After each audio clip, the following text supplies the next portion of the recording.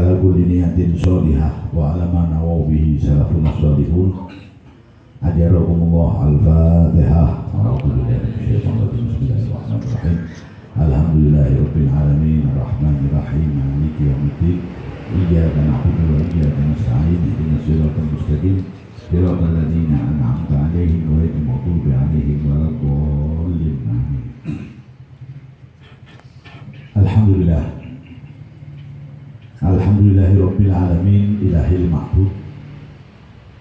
Wassalatu wassalamu ala sirri ainil wujud wa asli nuri kulli mawjud. Sayyidina wa habibina wa syafi'ina wa maulana Muhammadin al-Mahmud wa ala alihi wa sahbihi adada kulli syaqiyyin wa mas'ud amma ba'du. Sahibul bait Mas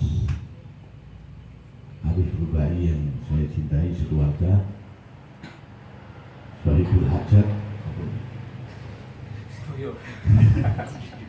Dan ini ada 3 Sahibul.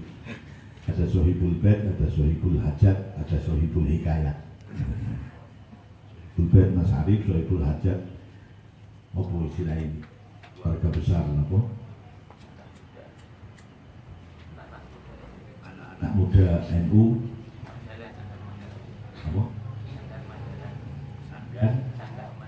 Mandalla ala khairin. Mandalla ala khairin kata ini. Dan Sahibul Hikayat saya sendiri, mudah-mudahan hikayat yang saya sampaikan itu nanti bermanfaat. Tadi sudah disebutkan oleh Mas Mahbub, hadirin berdiri dari lintas apa? Lintas profesi, eksekutif, ada yang legislatif, ada yang mungkin yudikatif, ada yang mungkin tidak pakai tik-tik. Tapi betapapun dari lintas manapun, dari disiplin apapun, dari profesi apapun, satu hal yang kita sepakat bahwa kita tidak bisa jalan sendiri tanpa nyuwun, tanpa dekat dengan Allah Subhanahu wa Ta'ala. Profesi apapun, lintas apapun tetap kudu apa? Makanya dihadapan mujahadah. Kalau mujahadah demikian ini kita kumpul bareng, donga bareng, sing mungkin bagi aliran-aliran yang zaman saiki iki sing kaya ngono kuwi dianggap opo ndonga bareng-bareng kaya wong demo.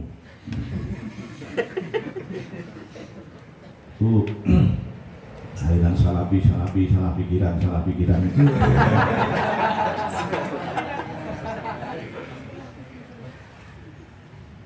DA masalah tambah akeh. Kalau kita itu sakeh muncul mana? DA ini masalah tambah akeh.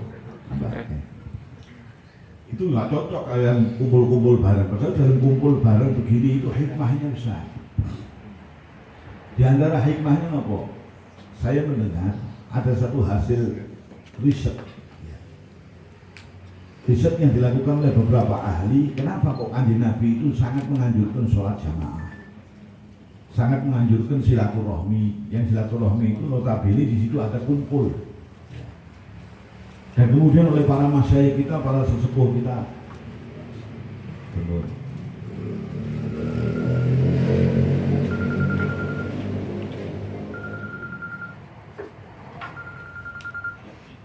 para masyayikh kita diteguhkan lagi di balik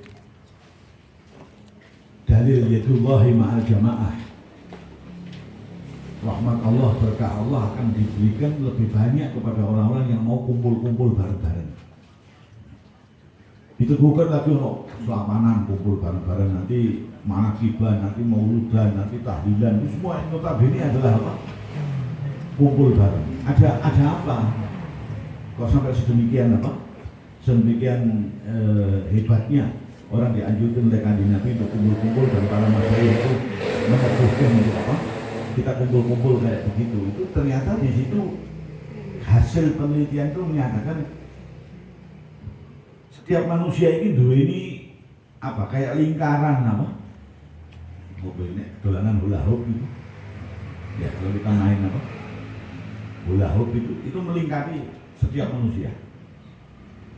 terdiri dari energi apa, aura, lah ya. Pokoknya ada setiap manusia. Nah kalau kita kumpul, deket-deket silaturahmi, tahlilan bareng, mauludan bareng, pengajian bareng, pikiran bareng, sholat jamaah dan sebagainya, antar lingkaran itu kan dekat terjadi gesekan.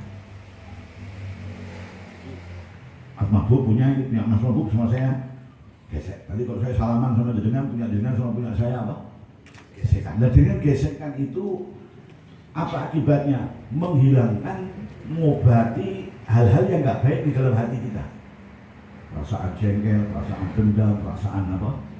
Nggak seneng, perasaan yang nggak enak hati, termasuk yang itu masalah kita sendiri, sumpek, jengkel dan sebagainya. Itu dengan kumpul-kumpul begitu itu akan bergesekan, dan gesekan itu menghilangkan hal-hal yang nggak enak di dalam hati kita. Ini saya membaca ada artikel yang menceritakan seperti itu.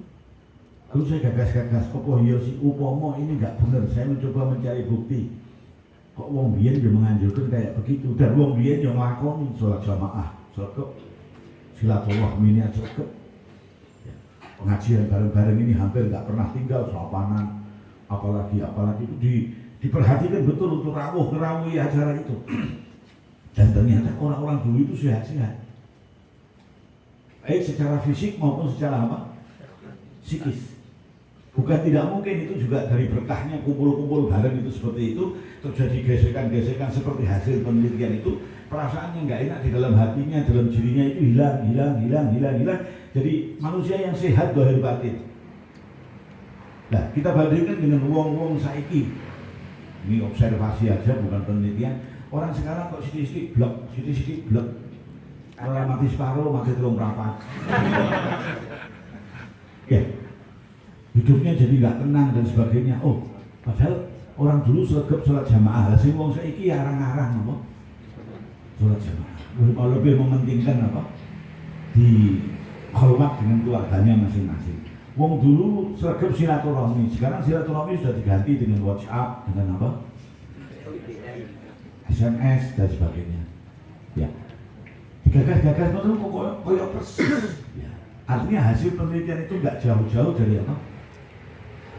Dari kebenaran. Upama itu bukan penelitian betul katakan upama, tapi dibandingkan dengan hasil nyatanya kok koyok member. Makanya kemudian kita sepakat dengan apa yang dijalankan orang-orang dulu. Akhirnya gini-gini ini jangan ditinggalkan. Pikir bareng, kemudian pengajian bareng, tahlilan, manakiban, dibaan, itu menghilangkan hal-hal yang nggak baik dan menjadikan orang itu sehat, stresnya hilang.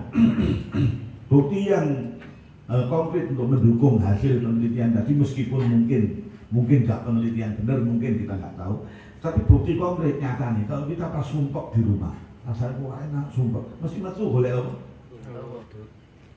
Keluar untuk cari tempat apa? Kongko yang pas. Ya. Wah, nanti kok sumpek tak dolan boleh Mas Mahbub. Apa kok berdolan kono tambah sumpek apa ya?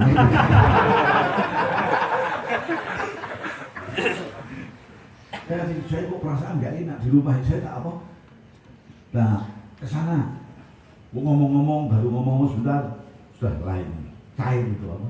Perasaan yang cair semuanya. Itu barangkali kenapa kajian Nabi kok sangat menganjurkan silaturahmi. Bahkan sampai dikatakan silaturahmi itu memanjangkan umur dan memudahkan apa? Rezeki. Kita coba cari logikanya apa kok memanjangkan umur. Ya, otomatis wong itu sehat batiniahnya, ya insya Allah umurnya apa? Panjang. Tapi kalau batiniahnya ini apa? Sakit, hati ini loro. Orang yang banyak membunuh itu penyakit yang dikatakan dalam suatu hadis kadal ham wal gham ayyatul. Bisa-bisa penyakit ham dan gham itu membunuh seseorang. Nah, ham dan gham ini apa? Ham dan gham itu penyakit yang sifatnya di dalam. Ham itu duwe karep, ham itu kepengen orang ketutukan. Itu ham. Kalau gham itu sudah ketutukan, tapi wedi untuk apa? Untuk jalani. Itu ada penjelasan seperti itu. Ham itu begini. Karep pengen jadi misalnya anak muda misalnya dari lulusan SMA karep mau sekolah di akabri, ternyata ujian nggak lulus. Kepikiran, tuh itu stres. Dari DPR aja jadi. Kampanye sudah, biaya sudah, orang jadi stres. Maka ada orang nyalon bupati orang jadi gitu semua. Cawatan kok itu andalan. itu juga itu ham. Nah kalau uang itu bentuknya begini. Sampai misalnya punya anak jalur kopi kendaraan, Pak ini anak-anak seusia saya semua sekolah ini tempat kendaraan. Kalau saya diberikan tempat kendaraan, sampai mampu untuk membelikan. Terus sampai belikan, tapi ketika bocah ini baru tempat kendaraan sama ini, jadi Pak, kira-kira anakku tempat kendaraan, aku naik itu, aku naik pesempet, sekali toko, aku naik ini, aku naik begini, akhirnya sudah punya kendaraan, karena anak itu ketutukan, tapi Anda tidak melepaskan anak itu untuk naik apa? Nah, karena kekhawatiran ini. Nah, dua penyakit ini yang sifatnya di dalam al-ham wal gham ini kadal ham wal gham ayatul. Penyakit ham dan gham itu bisa membunuh apa? Seseorang. Jadi kalau bilang rokok itu membunuhmu, itu goroh.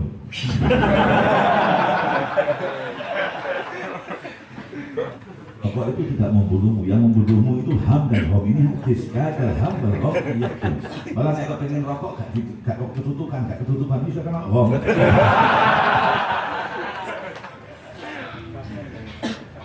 Ini bukan pembelaan advokasinya orang yang merokok, bukan. Rokok itu baik-baik saja, tidak merokok lebih baik. Wong kepengen wayah orang ketutukan, itu ya sudah dirokok. Nah, Gong, kepengen tadi wedi gilir. Makanya yang tidak makomnya nggak usah, wis satu aja kayak saya begini loh. Siji tok, tidak usah macam-macam. Mabuk barang itu sama teman-teman Bu. Nah, kalau tidak makomnya itu memang berat. Ada cerita orang itu Ahmad sama Salim ini totoan. Ayo cepet-cepetan tekan masjid waktu subuh. Hari pertama Salim menang, hari Ahmad menang, hari kedua Ahmad menang, ketiga Ahmad, sampai seminggu Ahmad menang terus, selalu datang lebih awal. Akhirnya Salim gak kuat, Mat, awakmu kok bisa menang terus, kira siapa aku Mat? Jawab, aku di bojo loro. Bojoku sing siji bagian gugah nyiap mau air panas dan sebagainya, yang satu bagian nyiapkan pakaian. Makanya aku cepat langsung tekan masjid. Pikir Salim nek ngono ben menang kudu kawin meneh. Akhirnya Salim nikah lagi. Begitu nikah lagi, Ahmad datang ke masjid, Salim sudah di situ. Datang ke masjid, Salim sudah di situ. Sampai seminggu. Akhirnya Ahmad takut, Lim, awakmu itu biyen kalah, kok saiki menangan. Apa resepmu? Yo, resepmu sing tak nggo. Aku rabi meneh. Nah, tapi nasibnya beda. Aku baru rabi meneh diusir saiki turu masjid.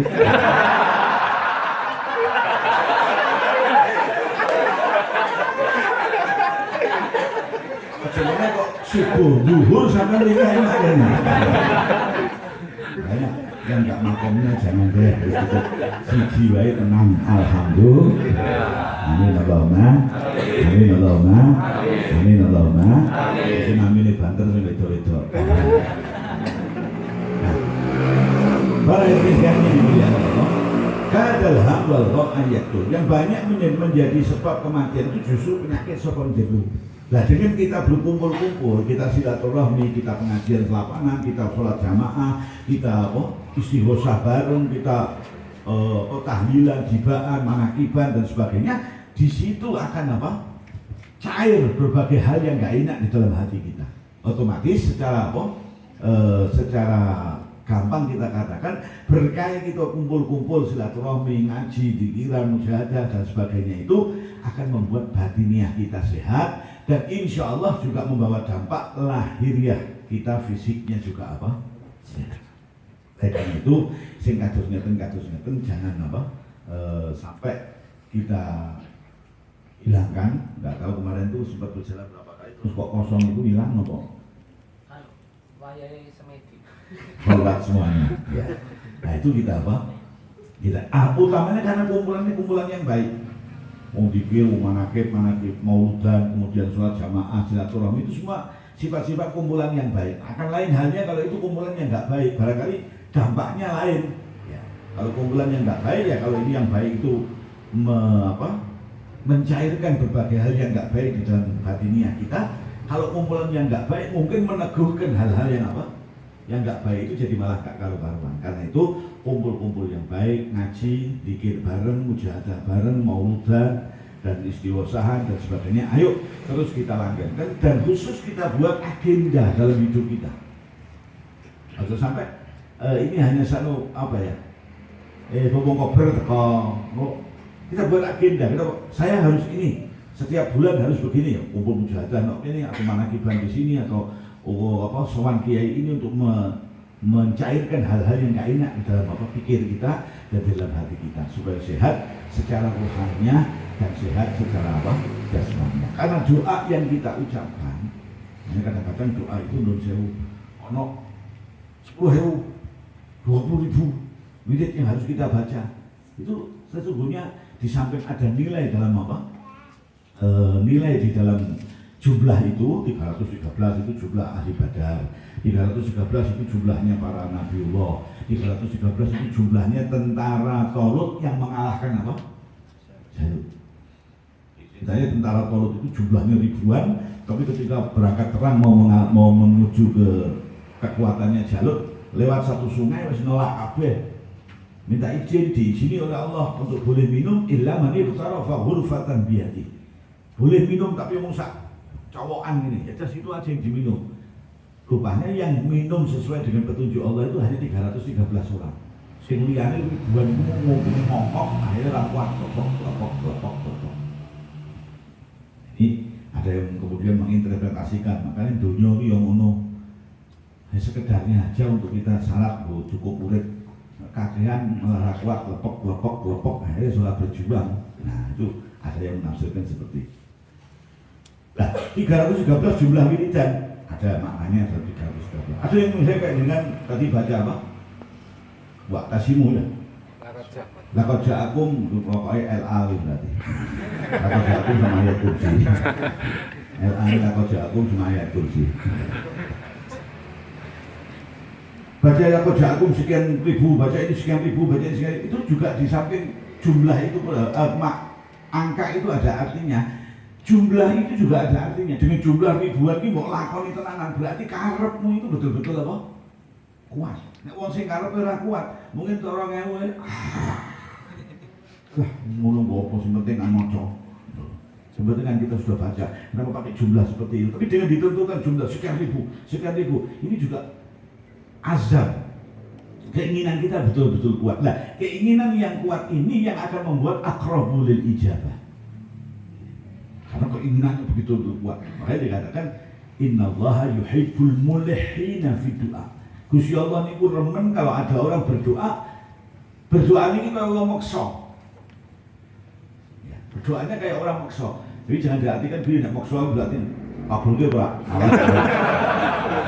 Enggak itu. Namanya sudah.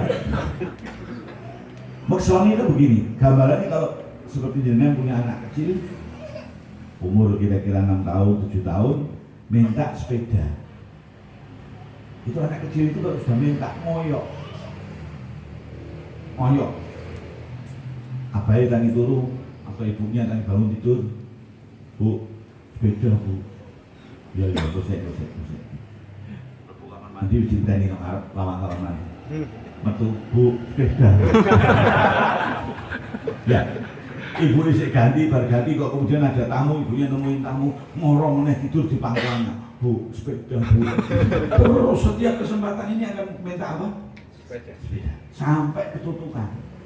Jadi maksa. Nah, pengertiannya innallaha yuhibbul mulihina fid du'a. Gusti Allah remen kalau ada orang berdoa itu mulihin itu maksa. Itu begitu itu. Artinya dalam setiap kesempatan yang di situ kesempatannya khair yang baik, kita mengajukan apa yang menjadi hajat kita. Pas istighosahan di samping Anda berdoa yang lain, hajatmu yang utama. Buat suruh ya Allah, apa misalnya kepengen punya rumah sendiri, ya Allah, yang paling saya bisa punya rumah sendiri. Mau pas mauludan, ya Allah, rumah sendiri. Mau pas khataman Quran, ya Allah, orang mau makan haji, ya Allah, rumah sendiri. Terus, ya itu maksa. Tapi maksa dalam arti yang apa? Positif seperti anak kecil. Akhirnya Bocah cilik iku nangis di wong tuane dengan model kayak begitu, suwe-suwe wong tuane ya wis tuku sepeda sak tokone sak kino ini.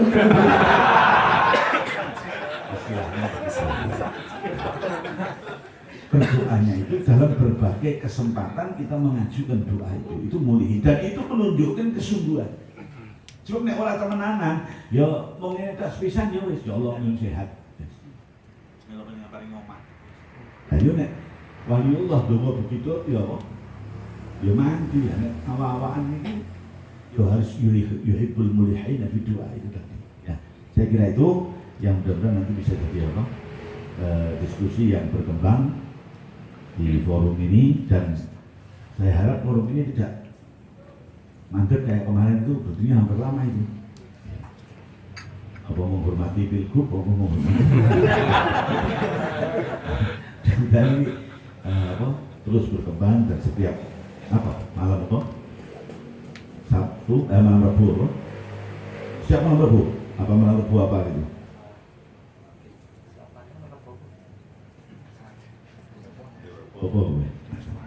Pokoknya nanti diatur untuk rutin sehingga bisa diagendakan untuk kita datang. Ya.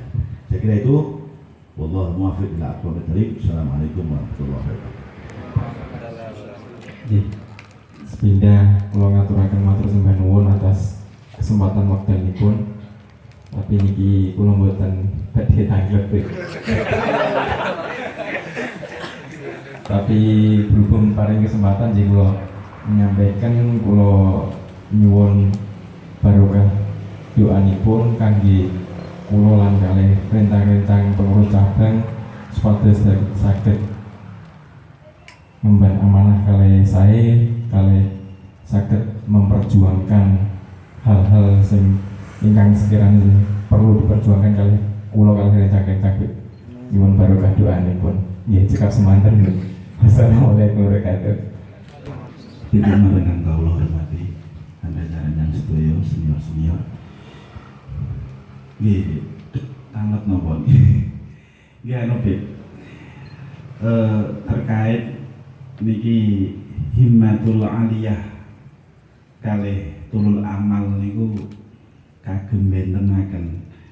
Jadi seringkali kan dalam laku keseharian saat kita punya cita-cita atau himmatul aliyah, tapi dalam ingkang wau Habib ngendikaaken dalam perjalanannya itu seringkali berubah, bahkan bisa jadi menjadi tulul amal. Dan ini kagem melanggeri dalam arti perbedaan antaranipun himmatul aliyah kalih tulul amal menika mungkin nyuwun dipun udar menika. Sudah matur nuwun. Assalamualaikum warahmatullahi wabarakatuh. Nggih tak dongake. Ya Allah PMI maju. Lagunya aja sudah tangan terkepal dan apa? Ini maju nih. Perbedaan antara himmah al-aliyah dengan tul amal. Himmah ini nek gak ketutukan jadi ham. Himmah ini semangat kita yang apa? Yang tinggi dibarengi dengan kesadaran akan realitas. Kayak misalnya staf DPR pengen jadi DPR atas. Umurnya mesti pengen apa? Pengen muda. Ya, maksud saya jadi staf terus, saya juga pengen jadi apa? Yang distafi. Ya, itu wajar. Tetapi harus dibarengi dengan satu keyakinan, keyakinan bahwa ini kehendak saya. Tapi kalau Allah berkehendak lain, ya aku nampa. Itu keyakinan yang harus nek gak aku gak iso itu enggak boleh. Harus dibarengi dengan itu tadi, karena kita ini sebagai wujud kita beriman itu kabeh harus dikembalikan kepada apa? Allah. Harap mulai sesuatu bismillahirrahmanirrahim kembali ke Allah. Mau mendapatkan musibah, ketika mendapatkan musibah inna lillahi wa inna ilaihi raji'un, balik ke dengan Gusti Allah. Mau melakukan sesuatu yang sifatnya nanti insya Allah bergantung kepada kehendaknya Allah. Jadi tidak harus, yang boleh bilang harus itu hanya apa? Gusti Allah. Kalau kita ini ngomong pakai balon itu Kok misal dan mahbub. Harus itu nggak boleh kita bilang harus. Kita punya keinginan lebih maju, oke. Tetapi ketika kita mencapai berikhtiar untuk mencapai keinginan itu tidak melupakan doa dan hasil akhirnya kita berprinsip ana urid wa anta turid wallahu fa'alun lima yurid.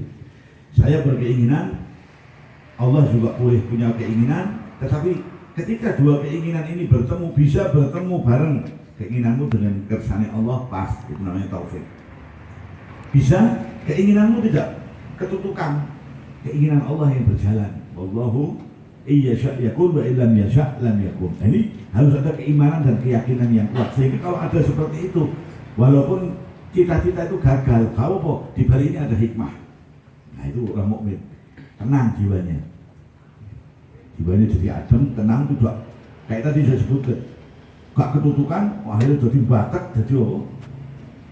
Sakit dan sebagainya. Nah, tulul amal itu biasanya tidak dibarengi dengan realitas. Kalau orang staf DPR mau jadi DPR itu realistis, dia sudah pengalaman nyetafi apa? DPR setelah kerjanya, saya kepengen kerja di sini, nah itu pantas. Tapi kalau misalnya katakan Mas Syafiq yang alhamdulillah sang istri jadi juara apa? Dai muda, mudah-mudahan sampai jadi doinya. Itu tidak dibarengi dengan realitas. Seorang awake dhewe misalnya, awake dhewe ini sudah umurnya wis sakmene misalnya, terus kemudian aku harus jadi presiden, itu apa? Ngono-ngono. Lah ini enggak boleh dan enggak realistis. Yang realistis dari nasib menghantar ke sana itu soal lain. Keyakinan kepada Gusti Allah ini yang harus terus ada kepada kita yang sehari-harinya berkecimpung dengan berbagai hal. Ini keyakinan itu harus. Tadi Mas Mahbub sebutkan keyakinan, keinginannya begini, tapi kok bila Allah kalau sudah ngatur, tidak kemudian mau merugikan orang lain, enggak. Ada satu kisah bagaimana seorang jual tempe, menggawe di tempe, dia rezekinya ceritanya hanya di situ aja, dari situ. Dodol tempe, dapat rezeki, mendapat nafkah keluarganya, buat berbagai keperluannya. Dan satu hari, ketika dia ada keperluan yang sangat besar, dia jaga tempenya ini supaya besok laku semua, ya Allah, benar besok laku semua, dan saya bisa memenuhi kebutuhan saya. Kalau enggak ini saya enggak bisa, ya Allah, bagaimana itu? Mau ngikip jagananku. Dia lupa bahwa Allah punya apa? Banyak cara. Maka ketika satu saat dia besok mau keluar tempenya itu dideloki tempenya. Loh, nah jam 10 bengi kok urut dadi, kok sih dadi apa? Deli. Ya Allah, gimana ini jalan saya hanya ini, ya Allah, kok begitu jalan gimana? Jam 2 bengi ditiliki ya isih apa? Deli. Sampai subuh ditiliki ya isih deli. Mas ya Allah, kok aku terjadi keajaiban. Aku nang pasar, kok tempe ini apa deli ini dadi apa? Tempe kalau enggak gimana ya Allah? Wes buka dasar di los tempe itu dia buka dasar. Konco-konco ini kepayon kabeh sudah tutup semuanya, sudah pulang, dia dibuka isi apa? Ya Allah, ini piye? Lah kok di luar dugaannya. Ada orang ibu-ibu ini turun dari mobil. Lho Pak, iki didodol tempe ini sudah tutup kabeh. Nggih sampun kangkon kula dereng. Iki anu Pak, sampean ronggone ora? Wong sing dodol tempe sing urung dadi, ana ora? Tempe sing durung apa? Heran ya Allah, kok ana wong golek tempe sing durung apa? Kok ada orang yang cari tempe yang belum apa? Jadi dia nggak bilang, dia tanya, loh Bu jenengan ini kok aneh, kok pados tempe kok sing dereng apa? Jadi anu Pak, anakku itu sekolah nang luar negeri, kangen mangan tempe njaluk kiriman. Ada tak kirimi tempe sing dadi tekan kono basa. Kalau tak kirimi yang calonnya apa? Tempe tekan kono kok mateng. Oh. Ini kebesaran. Itu di luar yang kita apa? Yang kita bayangkan, bayangannya gak bakal oleh duit tuh. Sing didol tempe kok gadahin apa? Delir gak untuk duit, tapi Allah punya banyak cara. Ini begini, ini namanya keyakinan. Harus ada keyakinan kepada Allah yang demikian, sehingga hati ini tidak apa? Tidak bingung, tidak gojak gajik mantep wis aku pokoknya obah Gusti Allah sing maringi berkah. Saya yang penting gerak, nanti Allah yang memberi apa menjadi kebutuhan saya. Wis itulah keyakinan demikian ini yang diperlukan dalam setiap orang yang hidup dalam lintas profesi apapun. Apapun itu dibutuhkan yang demikian. Jadi jangan putus hubungan kita kepada Allah Subhanahu wa taala. Lah tulul amal tidak didasari oleh realitas ini. Oh hari ini. Tidak yang ini ada aja dia apa? Diopeni nanti akan berkembang. Ada yang diopeni itu akan berkembang. Kalau tulul amal ini ya enggak amalnya aja amal. Amal itu kan apa? Cita-cita, harapan, keinginan itu angan-angan. Maka tidak didasari oleh apa? Realitas. Nah, kalau yang didasari oleh realitas, sampean di Ansor, wah saya sudah punya pengalaman berorganisasi, saya nanti akan bentuk yayasan, saya akan bentuk ini, aku punya pengalaman mengelola apa lembaga pendidikan, saya nanti akan mengorganisir orang untuk bersama-sama mendirikan lembaga pendidikan. Itu realistis, bukan kepengen muda itu pantas, ya wajar itu manusia. Kalau orang menurut saya aku ngene nah itu jalan. Ya kepengen muda walaupun tidak ngoyo dengan didasari satu keyakinan bahwa Allah Maha bisa untuk melakukan segala hal yang kadang menurut kita nggak mungkin, menurut Allah bisa mungkin. Insya Allah itu tidak membuat berat batiniah kita. Ya, saya kira itu, Mas Safik.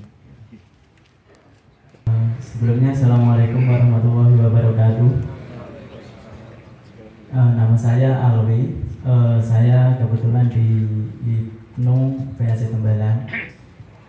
Yang pertama saya menyampaikan saya senang sekali bisa ketemu Habib Umar yang mungkin dulu-dulu belum pernah melihat. Saya senang sekali ya. Terus untuk pertanyaan saya ini tentang kalimat atau kata seandainya. Kata seandainya itu gimana?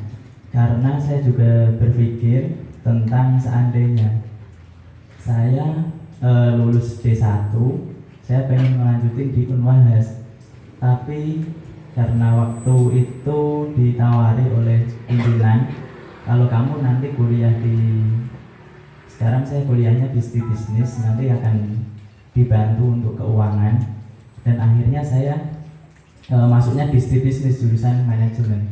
Tapi saya keinginannya masuk di Unwahas, mungkin jurusannya PAG agar bisa jadi guru.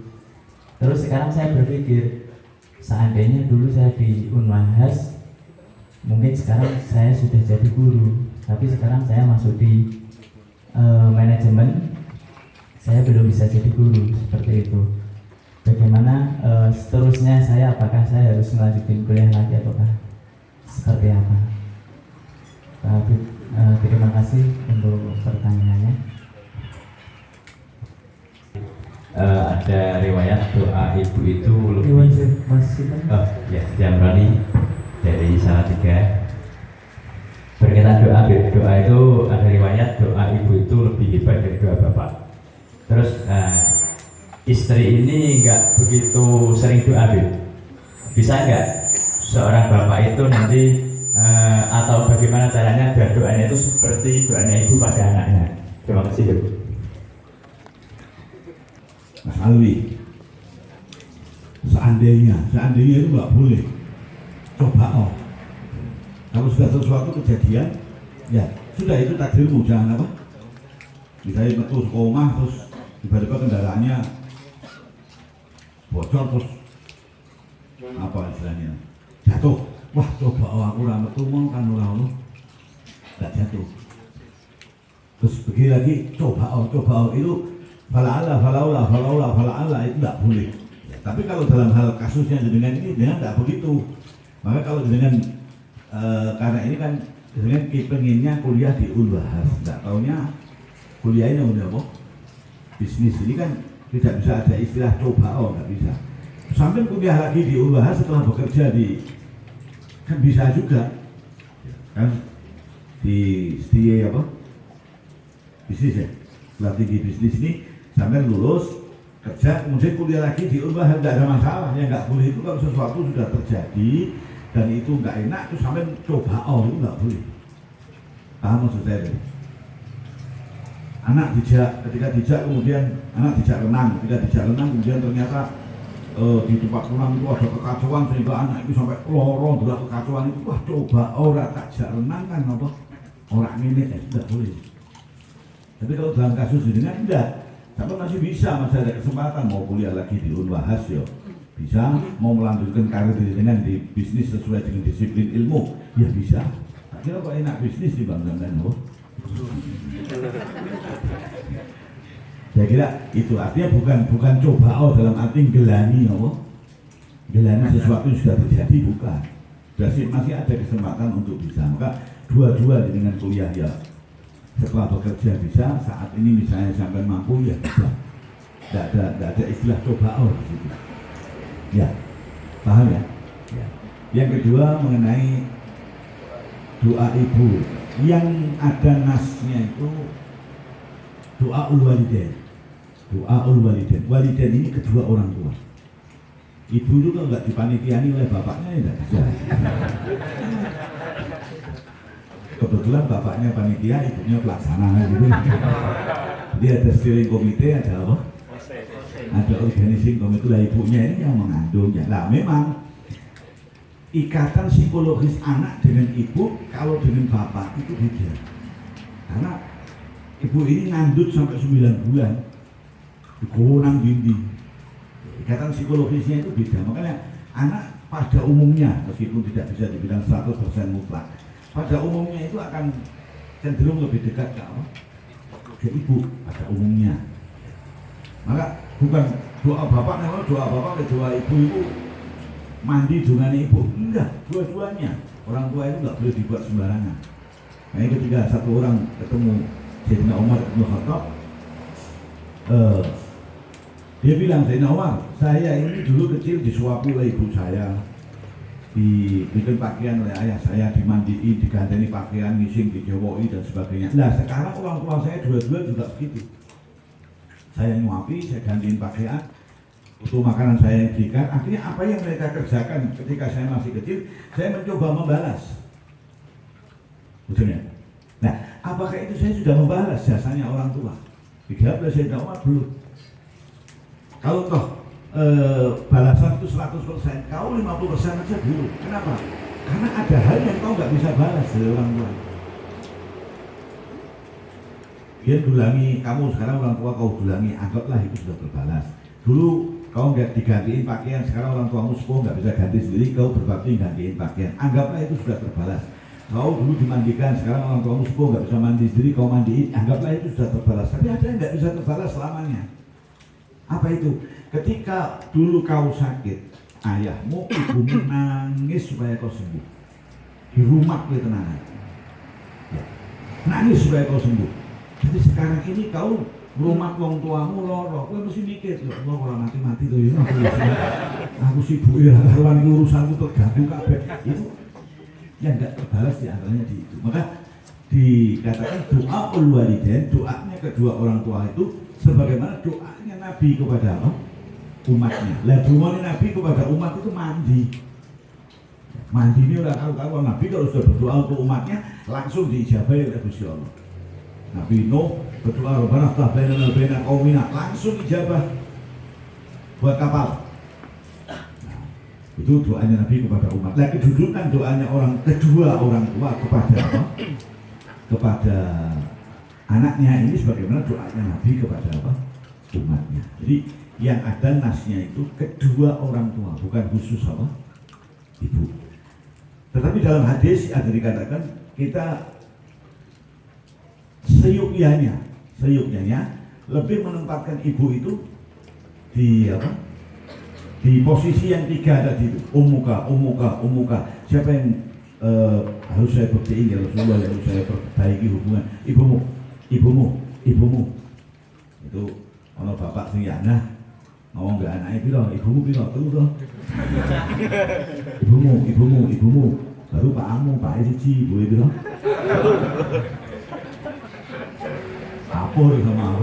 Lapor sama ibu, bu, bapak gini duduk ibu terangnya diketak tahu. Ini kamu bapakmu neng ini dia. Bisa lah.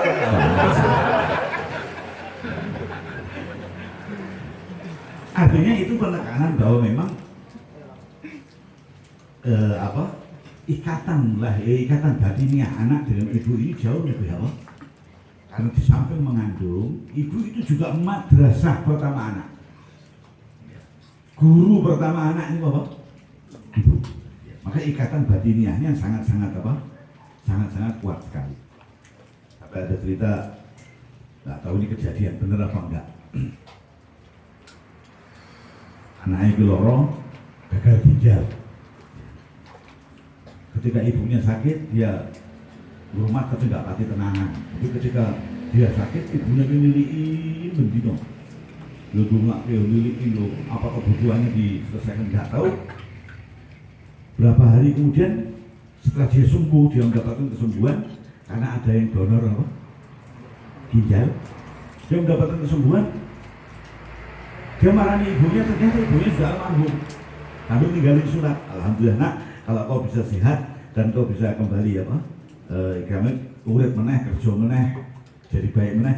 Ibu rela mendonorkan apa? Ginjalnya ibu demi untuk kau. Ternyata ibunya itu meninggal karena mendonorkan apa? Nah, sebegitu kasih sayangnya apa? Ibu. Nah, akan sebaliknya kalau anak terhadap apa? Terhadap ibu mungkin nggak sampai semono. Ibu butuh ginjal mungkin, memang nggak kumpul, boleh pilihannya, baik. Nah, itu ikatan itu memang nggak bisa putus karena ini memang ilahiyah, karena dari Allah antara anak dengan ibu. Tetapi tidak berarti hanya doanya ibu yang mandi, doanya bapak nah loh. Karena bapak sing ya nah kan, bapak yang genah juga doanya juga mustajab sama. Dan kita nggak boleh sembarangan, kudu apik hanya kepada ibu, kepada bapak karena sembarangan. Enggak boleh. Itu kedua orang tua. Birrul walidain. Al-walidain ini kedua orang tua. Bekti kepada kedua orang tua. Birrul walidain. Dalam ayat dikatakan anishkur li walidaika. Bersyukurlah kau kepadaku dan kepada kedua orang tuamu. Kedua itu ya bapak apa? Ibu. Ya. Jadi pemahaman itu kalau dikatakan mana domane bapak gak mandi, enggak. Nek bapak enggak mandi, ini bapak ya nah ya Allah alam. Yang enggak mandi bukan bapaknya tapi apa? Ya nah ini mau. Kira itu. Wabarakatuh. Terus Mas Mahbub. Katan namanya Mas Abdurrahman. Belum apa saya makelar pergi ini.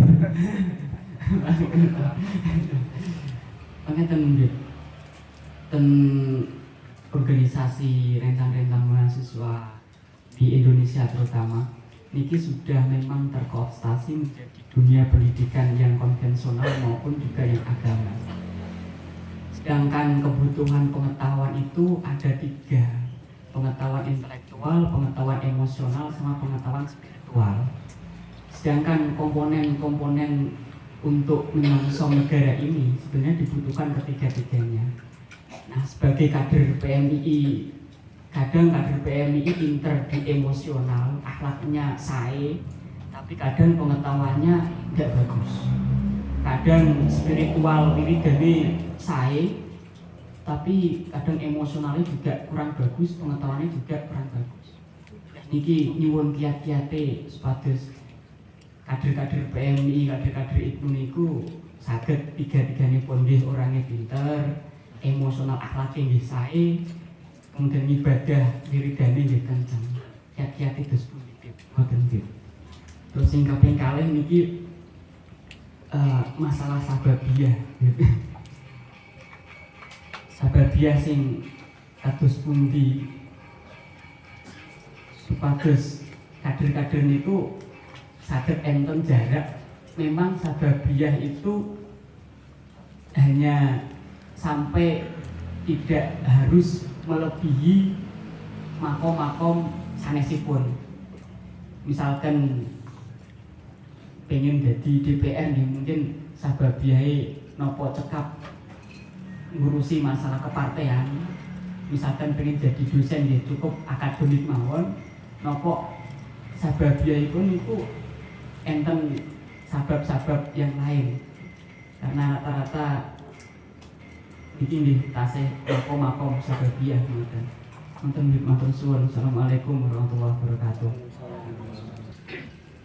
Supaya bisa pintar dalam kesemuanya, balik meneh iku kersane Allah, tetapi dengan ikhtiar apa? Dengan ikhtiar itu perjalanan hidup, pengalaman hidup itu juga berpengaruh.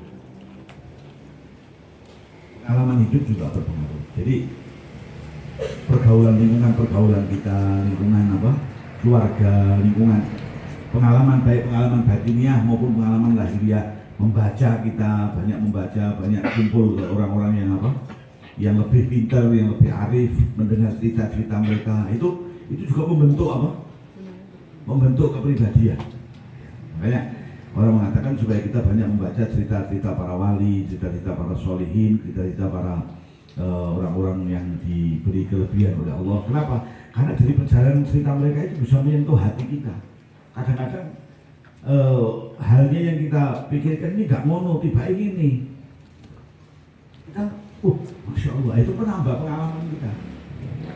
Satu cerita, orang habis sholat, Allahu Akbar, tahu-tahu di depannya ini diwariwi orang yang apa? Pakaiannya tumpang camping, gebel, kita ini diwariwi, ini juga marah, kurang ajar, boleh mati orang sholat. Secara fakih, harus kaplok, boleh. Mati kamu, habis sholat, antai kamu, mulai. Begitu bar sholat dipanggil, Pak sini, sampean ini kok ada orang sholat kok riwah-riwi, dosa besar sampean mulai. Di Nun sewu Pak, Nun sewu. Saya itu dari cinta saya sama Laila. Sampai yang ada di sini saya itu Laila, toh. Sampai sholat tuh saya tidak kelihatan. Betul ya? Karena cinta saya kepada Laila, yang ada di sini cuma apa? Laila. Sampai sholat itu saya tidak kelihatan. Dan Nun sewu sampai lu ya Allah, saya tangkap. Ini uang apa? Biasa tiba ini orang yang luar biasa. Berarti nilainya aku sholatku ini dulu apa? Dulu genah, Masya Allah. Nah ini membaca cerita perjalanan begini juga menambah apa? Wawasan, nanti membentuk kepribadian kita. Makanya kalau hanya belajar tok tanpa berorganisasi, pengalamannya pasti kurang. Jadi kalau saya gigi kurang apa? Kurang piknik lah bapaknya. Ya. Gitu. Berorganisasi itu kalau sampai misalnya hanya di PMI, di Ansor, di apa, mungkin ya akan kurang kalau dibanding dengan orang yang di samping di PMI, dia juga di Palang Merah Indonesia. Karena lingkungan pergaulannya lebih apa? Lebih heterogen. Ya kan? Kalau PMI katakan satu apa? Satu guru semuanya. Selawatan seneng, iki seneng, makanya cara mengemukakan pendapatnya juga yes, bisa seenaknya diri follow kabeh. Tapi mungkin ketika sampai melangkah ke dunia lain yang di situ lebih heterogen, ono sing Islam, mungkin pahamnya lain, ada yang salah paham, ada yang pahamnya salah. Nah, ini mungkin kita juga lebih apa? Nah, itu pengalaman. Maka pendidikan formal itu tanpa diikuti. Ada satu momen yang kemudian membuat saya pindah. Ya, di samping 93 itu saya pulang dari haji, dapat isyarah dari Madinah untuk melepaskan semuanya, dan saya berjalan di apa? Di bidang dakwah ini. Ya, itu saya nggak ngerti dulu apakah saya akan jadi mubalik atau jadi apa? Jadi pengacara nggak ngerti, itu tinggal melakoni. Nah, muyassarun lima khuliqalahu. Manusia itu akan dijadikan gampang oleh Allah untuk melakoni apa yang memang dia ditakdirkan jadi itu. Jelas sampai kok bisnis kok enak. Ngomong dok ini wong percaya payu, begini payu, buka ini payu. Insya Allah takdirmu kamu seorang apa? Bisnis. Sambil ngomong di depan orang, orang menerima omonganmu, hatinya menerima. Oh berarti ya gue mungkin gak jadi dosen, apa guru, apa mubalik, apa gimana. Ya. Artinya kau tinggal melihat kau digampangkan oleh Allah di bidang apa. Kalau digampangkan di bidang bisnis ya insya Allah takdirmu nomor lakoni sih. Nanti dari situ akan mungkin ada Allah menggok ke jalan dan sebagainya, itu urusannya apa? Gusti Allah. Tapi jelas ini hal yang baik. Kalau hal yang nggak baik kita nggak bicara. Hal yang baik jalani dulu, nggak apa-apa. Muyassarun, kalau dijadikan gampang. Orang kalau memang takdiri dari wong apik, nun sewu, nemu cincin emas di tengah jalan tuh dia mau langsung jual itu mikir. Iki kok nek ana sing duwe sakit hukume piye? Anu piye? Tapi kalau takdir wong ya nah, sandal jepit nang masjid sikat. Itu maksudnya. Ya, artinya muyassar itu dia dijadikan gampang untuk apa? Kalau dijadikan gampang untuk jalannya bisnis ya, insya Allah. Kalau tolong uang itu nggak gampang. Orang nolong orang itu nggak gampang. Tapi kalau kau ditakdirkan Allah ke situ itu, berarti bidangmu nongkrong kui, kamu paling cocok untuk buka yayasan, buka apa? Bangsa hal-hal yang sifatnya memberikan pertolongan kepada orang sosial. Orang nolong orang itu nggak gampang. Padahal mesti ditolongi apa? Jengkel mati. Tapi kalau orang memang sudah bidangnya di situ ya semua kok jengkel kaki yo karepmu, penting aku nolongmu itu puas. Itu maksudnya. Jadi yang dia gampang apa? Muyassar, dijadikan gampang oleh Allah untuk melakukan hal-hal yang memang dia ditakdirkan untuk itu. Nah, tinggal ngelakoni. Nanti kalau dibelokkan oleh Allah ya kayak manut. Asal itu hal yang baik. Kamu juga akan dijadikan gampang kepada jalan belokan ini tadi. Tadinya DPR misalnya nih, terus gampang jalan-jalan menuju DPR digampangkan oleh Allah. Kampanye ini gampang, penerimaan orang yang bagus, ini bagus. 2 periode kemudian kau dijadikan kiai yang mungkin ngadepi apa? Mangku santri buka pondok pesantren. Ya jalanmu ke situ nanti juga dipermudah oleh Allah. Ya, kamu mudah bangun pesantren, baru bangun pesantren gampang ya santri-santri itu apa? Tuh datang istilahnya. Itu sebenarnya tidak gampang itu. Orang duduk bangun pesantren kemudian santri datang itu tidak gampang. Itu bukan faktor manusia. Enggak ada kiai buat pengumuman, enggak ada. Kowe datang ke nang pesantrenku, kowe dadi anak yang soleh, enggak ada begitu. Itu semua digerakkan oleh apa? Oleh Gusti Allah. Ya, saya kira itu jadi sababiyah tadi itu kau gampangnya di mana? Boleh kau punya cita-cita dulu boleh. Tapi lihat, aku gampangnya orang ini tak apa namanya ini. Saya kok gampangnya di ini. Hal-hal yang membawa kau ke sana itu caranya titik-titiknya, elemen-elemennya itu mudah. Jadi itu jalan dulu. Jadi nanti dienggokno di Gusti Allah yang anut. Dan jalan yang kau dienggokkan itu juga akan apa? Diberi kemudahan oleh Allah kalau memang takdirmu di situ.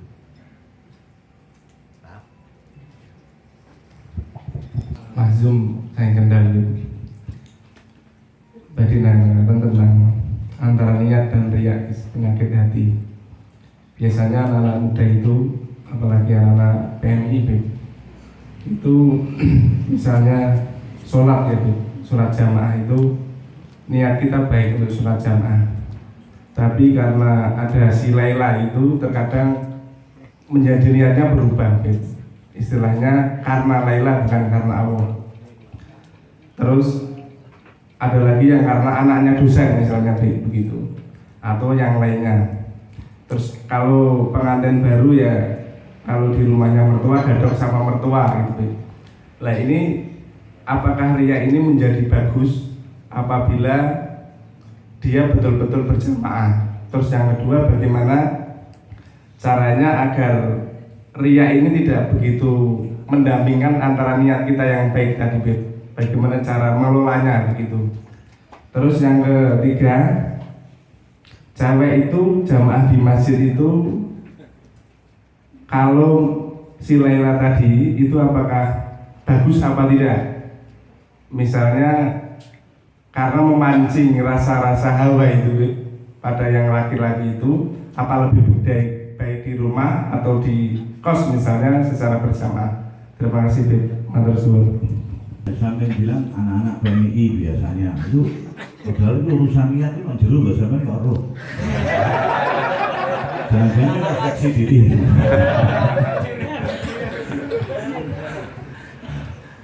Gini, kita ini manusia. Artinya manusia itu tidak semuanya otomatis dalam beribadah itu langsung dibarengi keikhlasan oleh Allah. Ya, tidak semuanya. Makanya tembung katanya itu ikhlas. Ikhlas itu dari akhlason yukhlisu ikhlason. Akhlason dengan khalason ini kalau orang yang ngaji tasrif tentu berbeda. Kalau khalason itu muncul karepe dhewe. Tapi kalau akhlason itu melepaskan, muncul lagi. Nah muncul lagi ini ada perjuangan. Umar melepaskan kucing dari ikatannya. Itu Umar berjuang untuk ngetok tali ini, apa talinya dibakar, apa diketok, apa dengan telaten apa ikatannya itu dia apa? Dilepaskan. Tapi ada perjuangan, tidak hanya dia. Tapi kalau khalasul itu min khaidihi, kucing melepaskan diri dari kucing muncul saka apa? Ikatannya itu kucing sendiri yang apa? Yang muncul karena PDW. Tapi kalau Umar Umar melepaskan. Nah dari Umar ini ada perjuangan. Demikian juga perasaan-perasaan seperti itu. Kadang sebagai manusia kualitas dan intensitasnya berbeda, itu ada. Nah, akhlaso harus kita sendiri yang berusaha, berikhtiar, bermujahadah untuk melepaskan itu dari apa? Dari diri kita. Untuk tidak untuk itu, tapi kita arahkan untuk apa? Allah. Ini mujahadah dari kita. Tapi kalau aslinya hampir umumnya manusia punya, meskipun dalam kualitas dan intensitas yang apa? Udah maksud saya. Ya. Aslinya kabeh wong itu punya perasaan tadi, pengen dilem, pengen karena ini. Aslinya. Tapi kita harus melepaskan. Nah, melepaskan itu butuh mujahadah. Nah, caranya mujahadah monggo. Misalnya kita dalam bersedekah, kepengen dilem, wis gak apa-apa sih, dilem. Tapi lama-lama muncul di sini, kok mau ngono tak ya? Untuk apa aku? Harus saya lepaskan. Enggak, mbok lem yo karepmu, ora yo karepmu, karena Allah. Nah, ini nanti dengan dipaksa begitu akhirnya terbiasa untuk apa? Karena Allah. Udah maksudnya. Artinya ada mujahadah dari kita. Tadi misalnya karena cewek, ya ibadah karena cewek misalnya, atau karena mertua. Mungkin nanti satu saat setelah itu buat jalani, ada muncul kesadaran loh, kok ini itu aku nih, ampang rasanya. Kalau begitu, enggak karena mertua, enggak karena cewek, saya akan beribadah karena Allah. Itu seperti terjadi di Baghdad itu mau dibangun masjid. Jadi kalau mau dibangun masjid itu sudah gambarnya semua nikah, ngambruk. Ada orang bilang, wah ini aku tak etok jadi orang yang santri, jamaah terus mau masjid, mangkatnya awal, mulia keri. Mau nek ono pembentukan panitia masjid, mesti aku dilebokno. Karena saya jamaah tetap dan jamaah aktif dan muangkat awal mulai apa? Keri. Nanti kalau saya dimasukkan menjadi panitia, wah, saya ini ceritanya begitu, aku boleh duit gampang. Sumbangan-sumbangan itu tak sedut. Itu diceritakan sampai setahun sejak gerengseng harap bangun masjid itu hilang. Tidak ada apa? Tidak ada suara lagi untuk bangun masjid. Baru satu hari dia pulang dari kebiasaannya ini, mulai akhir mangkat awal jamaah, mulai akhir mangkat awal. Suatu malam dia pulang lewat di gang, terdengar orang mengaji. Mau pulang ke rumahnya itu di gang terdengar orang mengaji, dialog setan dengan Gusti Allah. Saya minta waktu sampai hari akhir, saya akan goda semua manusia kecuali hambamu yang ikhlas. Hatinya mulai bergejolak. Ya Allah, lah aku sekian tahun kok nggak ikhlas. Jadi kenapa? Panitia. Oke.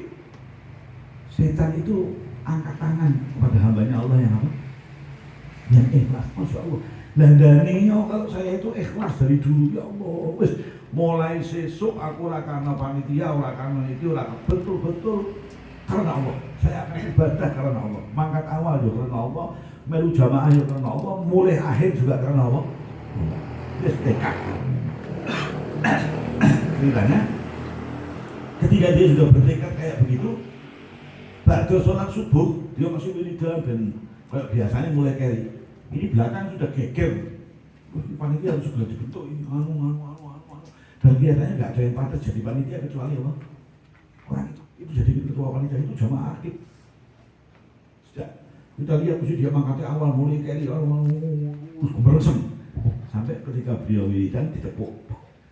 Jadi wingking nabi rembuk harap bentuk panitia untuk pembangunan masjid dan kadose kabeh cocok dengan sing dadi apa? Semaput berteriak di Allah Akbar, semaput kaget uang belum dikasih kehormatan dari ketua panitia pembangunan masjid kok gempar Allah Akbar itu semaput. Begitu sadar ditanya kayaknya apa dengan sebetulnya kedudukan itu sudah saya incer 2 tahun yang lalu. dengan ibadah saya yang nggak ikhlas.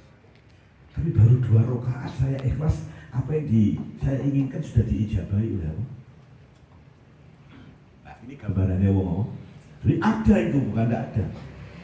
Kalau yang dari awal tidak ada, itu betul-betul karunia Allah.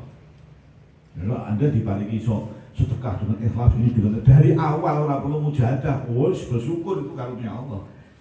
Pada umumnya dengan kualitas yang nggak sama, intensitas yang nggak sama, setiap manusia punya itu. Apa itu pacar, apa itu morotua, apa itu bedilem guru, apa itu bedilem senior, itu ada itu. Tapi tembungnya akhlas. Kita harus berjuang menghilangkan. Terserah caranya bagaimana, tapi menghilangkan itu untuk ditujukan kepada Allah Subhanahu wa Ta'ala. Saya kira itu maksudnya. Ya. Nah, bagaimana orang perempuan? Apakah sholat jamaah di masjid? Apakah ada satu ketentuan sholat paling afdol bagi seorang wanita itu di apa? Di rumah. Sholat paling afdol bagi seorang wanita itu di rumah. Kecuali kalau dari dia datang ke masjid itu dimungkinkan tidak menimbulkan apa? Fitnah. Monggo. Kalau menimbulkan fitnah, jangan. Itu sekedar cerita aja. Saya ingat ceritanya sampai dari Tegali ke Simbah Kiai Said Giren. Said Giren itu dalamnya sini, nanti musolanya agak jauh dari dalam. Dia ngomong ahli khair, ini jumlah aulia, orang baik, masya Allah, ahli mujahadah, ahli kebaikan. Satu hari ketika dia mau sholat malam, mau masuk musola, mau wedok, wah ini kata apa? Untung dia Said, PMI Ansor, selalu benar-benar. Wah, marah dia Said. Tuh, sampai mau wedok, kok begini-begini, udah apa? Musola. Boleh, nek kowe sholat, auto sholat kamu apa? Mendalam orang marah atau fitnah, mental. Marah itu diem. Akhirnya sampai itu bangsa jin atau bangsa manusia di ini gampangnya kok apa? Mental mau orang jawab lagi. Akhirnya jawab, Pak, widodari saking swarga. Wis kangen ngenteni jenengan kok ning swarga tak ora teko-teko sak temoni nang donya. Makom wali yang masya Allah ya. Terus kangen ini widodari sampai ngomong nek awake dhewe mungkin widodari lu kok kowe.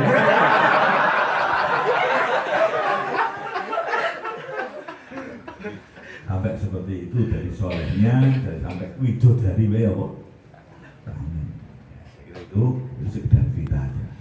Wah, kewaliannya Mbak Sopo Said Giren yang dari Giren dekat.